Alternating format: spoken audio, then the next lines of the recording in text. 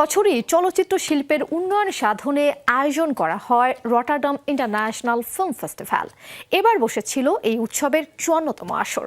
স্বাধীন চলচ্চিত্র ও প্রতিভাবান নির্মাতাদের জন্য অন্যতম একটি প্ল্যাটফর্ম হচ্ছে এই রটারডাম উৎসব। সম্প্রতি পর্দা নামলো এই উৎসবে কোন কোন সিনেমাগুলো পেল সেরার পুরস্কার?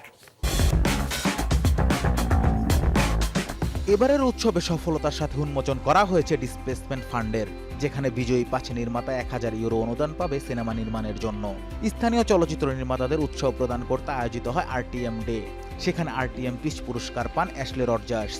এছাড়াও চলচ্চিত্র শিল্পের উন্নয়নের জন্য সৃজনশীলতা ও আর্ট ডিরেকশনের উপর আলোচনা অনুষ্ঠানের আয়োজন করা হয়। এবারের আসরে ৯৪টি দেশের ৪৮২টি সিনেমা উৎসবে অংশগ্রহণ করেছে, যার মধ্যে ২০১টি সিনেমার ওয়ার্ল্ড প্রিমিয়ার করা হয়। গত বছরের চেয়ে এবার ১২%-এর মতো দর্শক উপস্থিতি বৃদ্ধি পেয়েছে। এবছর মোট দর্শক সংখ্যা ছিল ২,৯৬,০০০। সফলতার সাথে একটি উৎসবের ইতি টানা বেশ আনন্দদায়ক। এবারের সংস্করণের মাধ্যমে সুযোগ ও উচ্চাকাঙ্ক্ষা দুটোই বৃদ্ধি পেয়েছে। আইএফএফআর বরাবরই সৃজনশীল গল্প প্রচারের জন্য মোক্ষম একটি জায়গা।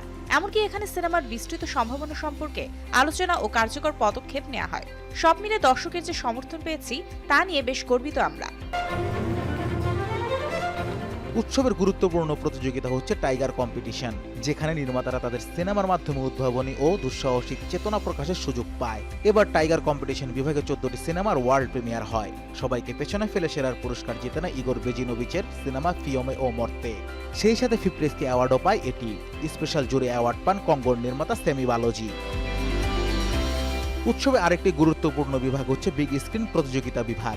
এই বিভাগ থেকেও ১৪টি সিনেমার ওয়ার্ল্ড প্রিমিয়ার হয়, যেখানে সেরার পুরস্কার জিতে নেয় জন ব্লাহেড নির্মিত সিনেমা রেপচার্স। উৎসবে অংশগ্রহণ করা ৭১টি এশিয়ান দেশের মধ্যে বাছাই করে দেওয়া হয় নেটপেক অ্যাওয়ার্ড।